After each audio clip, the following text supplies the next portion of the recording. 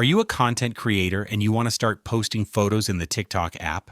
Then, this video is going to show you the steps on how you can do that. So make sure to watch this until the very end so you don't make any mistakes.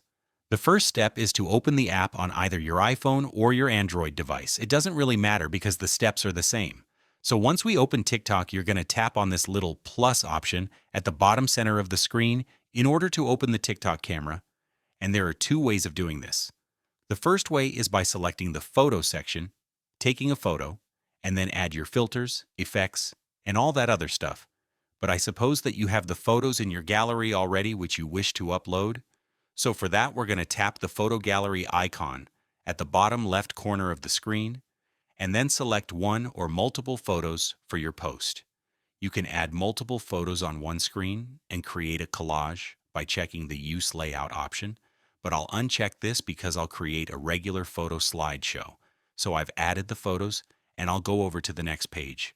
Your job from here is to edit these photos, rearrange them in a different order, delete some if they don't belong here, and so on. Those are the steps of posting photos to our TikTok application. Thanks for watching, everyone, and I'll see you in the next video.